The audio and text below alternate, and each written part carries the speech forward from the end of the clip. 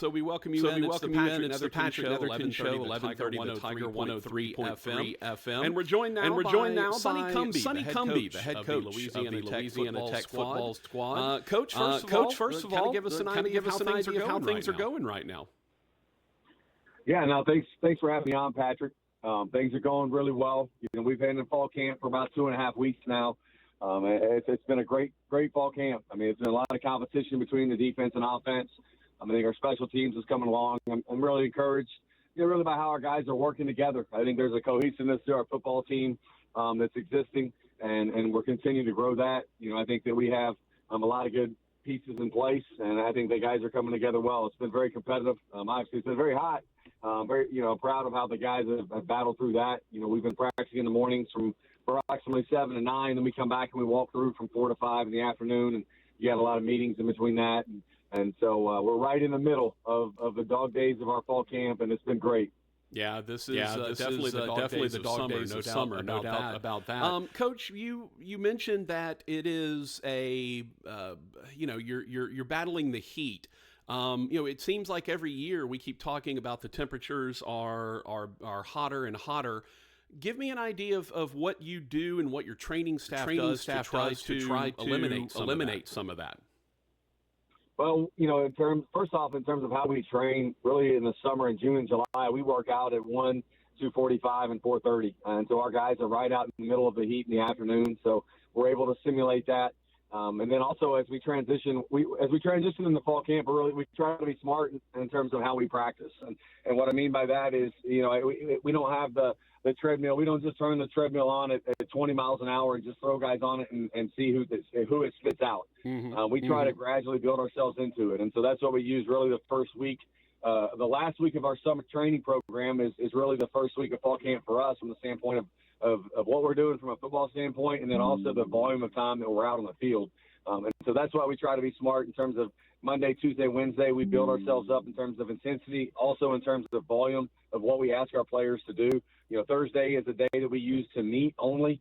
We meet on Thursdays, and then Fridays and Saturdays we ramp back up. And in terms of the intensity and the volume of reps is really high. And so I think there's great alignment within our program from our strength staff to our training staff, myself and Coach Scholes. I'm our director of sports performance in terms of how we try to get our kids in the best position possible. You're never going to go through a season without injuries, but in terms of injury mitigation, preventing playing for the heat, we take breaks during practice that simulate TV timeouts, and then also that simulate a halftime in terms of the breaks that we take during the course of practice to make sure our guys are staying hydrated, and just try to be as smart as we can with the plan that we put together. And so far this fall camp, knock on wood, it's worked out really well. Yeah, fall camp is always an interesting time, Coach, because everyone is, at 0-0 at this point. What are the things that you find that are giving you hope, that are positive for you as you get ready to head into this season? What are you liking? Give me some of the positives around Bulldog football. Well, I think you start with the coaching staff. I'm just the alignment of our coaching staff, from defense, offense, to special teams. Jeremiah Johnson's done a great job with our defense and our staff. I think there's alignment there. I think secondly, the personnel we have on our field. Colby Fields is a linebacker who didn't get to play for us last year because the NCAA wouldn't allow him to. I think he's going to be a difference maker on our defense. I think you see Zach Zymos at linebacker again. C.J. Harris, a kid from Kent State.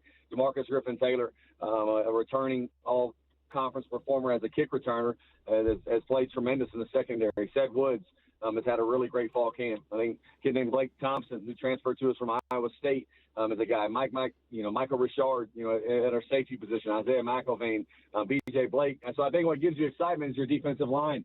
Jesse Evans, Michael Clark, and those guys that are coming back. David Blay. Jesse Evans and David Blay. I think one of the things that you have to understand is football is very much a developmental game, and those kids got to us last June. And in some cases didn't really get working out with us until July. And that really doesn't give you a chance to play really at the highest of what you can play in terms of getting into learning a defense, learning an offense. They've been in our offseason now for a year. They've gone through spring practice. So the thing that creates a lot of optimism and excitement for me is the personnel that I see on our defensive side of the ball. From an offensive standpoint, our offensive line is going to be bigger than it's ever been. Our offensive tackles are bigger than the guys we played with previously. They can move people off the football. Our running backs, with Marquise Crosby being healthy, are the most talented, probably, position group skill-wise that we have. We're 5 deep there when you add Fred Roberson, when you add Amani Gibbons. And I think just from a talent evaluation standpoint, the kids that we've brought in here for the last 2 years, they're guys now that we're playing with, and they're going to be making plays. And so I think from a personnel standpoint, that's what's exciting for me. I think our kids learn how to practice. Our kids are competing really well with each other. And what I mean by they learn how to practice is you can have a lot of good periods where guys get better, and you're not seeing guys trying to take guys to the ground and all falling all over the place. So our personnel is much improved. I think our scheme on defense is going to create issues. I think special teams, we have playmakers.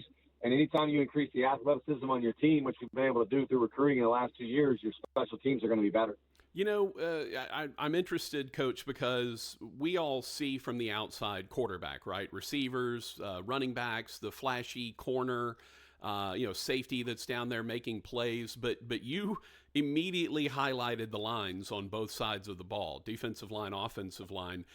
You know, as a guy that was obviously a signal caller yourself, just what does it mean to be able to have stalwarts on the inside on both sides of the ball?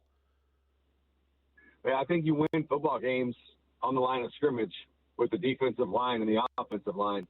And I think that the experience that you have there in terms of the volume of plays, that the guys coming back also with talent, that's what excites me. And that's where you have to win on offense.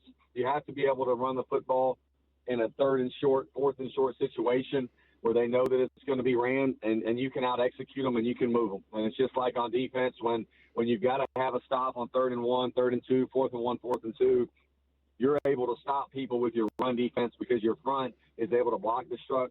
Your front is able to get to the gaps they need to win. They're one-on-ones, and you have tackles for loss and negative plays and stops. And so rushing the passer and protecting the passer. And those are the things that are going to dictate whether your offensive line or defensive line, really wins the game. And I think that's where the games are won. It's in the trenches. And then there is no doubt the importance of your skills and on both sides of the football. But our offensive line and defensive line, they're going to be the key to us having the success that we're going to have. Talking to Sonny Cumbie, the head coach of Louisiana Tech Bulldogs, joining us on the Pearl Shreveport hotline. And Coach, obviously, quarterback is as my friend Tim Brando used to say, mission critical position. You had to go with a couple of guys due to injury last year. Tell me what the quarterback situation is looking like. Well, I'm excited about Jack Turner, who's been in our program for 3 years, going on his 3rd season.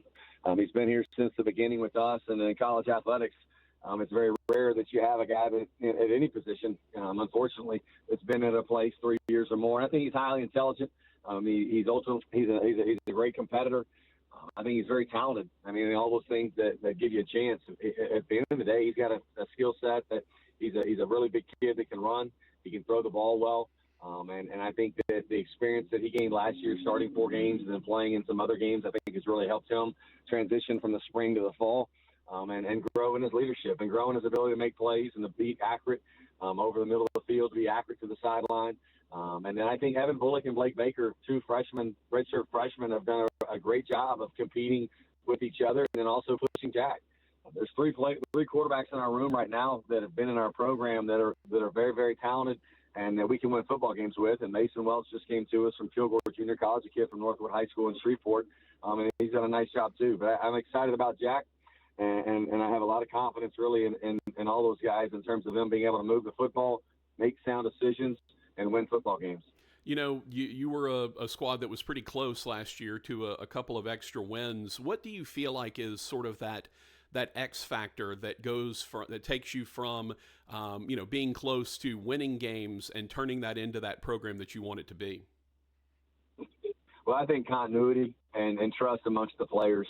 With one another. And I think that's something that we've been very intentional about growing and very intentional about the awareness of it. And I think that we have a group of players that they're doing what we ask them to do on a daily basis for the most part. And I think that you have a group of players who really have a strong chemistry with each other because you're going to see as you go through the conference and you go through all of college football, that offensively, defensively, and special teams, all of the schemes are very similar and then very same.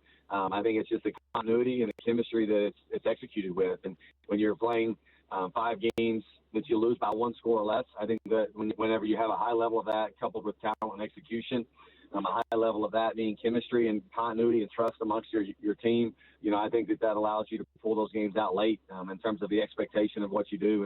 And we put our kids in those situations in practice in terms of in the half, in the game, in critical situations on 3rd downs and 4th downs. But I think that's if you were to ask, with any football team, I think just the secret of it is the continuity, chemistry, and trust that your football team has. Let me take you kind of big picture, Coach, away from sort of the microcosm of Louisiana Tech football. We're seeing a huge landscape shift in all of college athletics, from the NIL space to realignment, and obviously the dissolution of the Pac-12. Where do you kind of see as Louisiana Tech's place in what is going on? You're in you're in a group of 5 league. You certainly seem pretty secure there. Where do you think the future of La Tech is?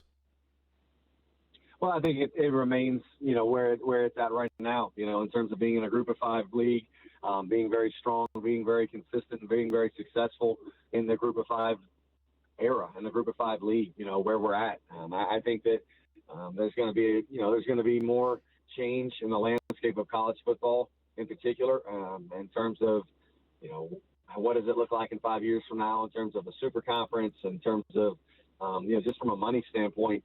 I think that, the Power Fives or now the Power Fours, it's just a growing gap. And so how do you navigate and live in that world? But I think there's very much an appetite and very much a place for all a group of 5, for all the competition. I think you saw that with the midweek games that we played in Conference USA for the first time, and just the TV numbers and the interest that is in those games, because it's a great brand of football, and there's a lot of really good football players at Louisiana Tech. There have been, and there always will be, because it's a talent-rich area. We had 13 official visitors on our campus in June. And none of them had to fly. And so you're able to attract a lot of talented players from this area, and we're going to be successful at this level and continue to do that. The other thing that I find interesting, and Ross Dellinger from Yahoo was reporting this, and I'm going to kind of pat myself on the back a little bit. Back when I was doing the Tim Brando show, I was advocating for a group of 5 playoff, that, the Power 5 has always kind of been exclusionary. Cincinnati sort of broke the mold, although they're now a Power 5 team. And got into the playoffs a couple of years ago. What would you feel like about the group of 5, other than the one, probably one that will get into the 12-team playoff? What would you feel like about having your own playoff, for a national championship, as opposed to, hey, everyone that's not in the 12 is going to, bowl games are great, but this could be a chance to play for a championship. How would you feel about a group of 5 playoff? Yeah, I think there's so many different scenarios that you hear about, in terms of that, whether it's you have a relegation system, much like in soccer, where teams that can play themselves up into, whether it's a Power 4 league or whatever it might be. And I think that there would be a lot of interest in it, where the group of 5 school keeps their automatic bid to the playoff system. And then those that don't make it or don't get in, then you have a group of 5 playoff, and I think you could probably structure it within the tiers of the bowls, and even have that in terms of the group of 5 schools, where now you're partnering with different bowl games for your first round games, your second round games, and then ultimately the championship game of the group of 5 playoffs. And I think that there's definitely would be a market from a TV standpoint, and I think that there would definitely be from a competitive standpoint. I think that it would be good for the game of football. Well, Coach, when anybody else asks you about this, make sure you let them know that this was Patrick Netherton's idea in 2012, back on the old Tim Brando show. I think we're going to call it the Netherton playoff too. So just make sure everyone understands where it originated from. You just need to make sure you get you a good sponsor for naming rights. Get you a good sponsor. Exactly. And you put the name on it, and make sure that they give you the royalties from it and get you your piece of the pie. We're going the Bad Wolf Barbecue Patrick Netherton playoff, since you've got one of the best barbecue joints in the country right there in your backyard. Yeah, that's right. I mean, That's it's right. perfect. That's Hey, right. last thing before I let you go, Sonny. Sonny Cumbie, head coach of Louisiana Tech, joining us on the Pearl Shreveport hotline. The arms race is always a big deal. You are in a good spot because you have arguably one of the best donor bases that there is at your level, and that is reflected now in the new scoreboard over at Joe IA. Tell me a little bit about it, and kind of the end zone facility is finally finished. The press box got renovated. Like, where does it feel like you are right now in terms of the facilities and where you need to be? Yeah, I think that our new scoreboard and the new sound system it's just I know it's going to be a difference maker in the game day experience for our players and for our fans. I think it's just been incredible.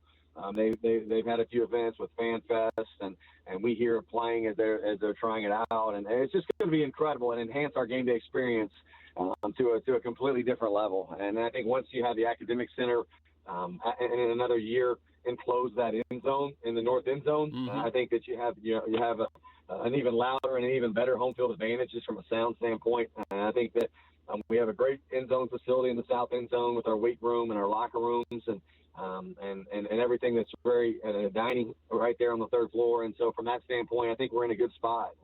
You're always looking to continually progress and to move the needle. And so then it's like the next thing you look at, from the standpoint is obviously it's student athlete experience for us, and in the arms race you talk about now, it's you have to really weigh it. All right, do you look out there and try to hurry up and get you an indoor facility, or do you try to get your feet underneath you and really be strong in terms of NIL and in terms of feeding your players and taking care of them from that standpoint on the things that really affect your kids on a day in and day out basis. And so that's where our attention is focused on. Have an unbelievable north end zone, have a great president and a great athletic director who have a great vision for not only this school but for all of our athletic departments. So I think we're in a really good spot. And then again, you're constantly looking to progress to the next step and stay ahead of the curve, and I think we have leadership that's doing that. Well, obviously, we wish you the best of luck. I'm hoping to come out and maybe call a game or two for you guys at some point over on the TV side. Hopefully that works out, because I'd love to help showcase you guys and let everyone know just what good stuff you got going on. Best of luck, Coach. Thank you for your time, and we look forward to catching you on TV here before too long. Thanks, Patrick. Great visiting with you. All right, Sonny Cumbie, the head coach of the Louisiana Tech Bulldogs.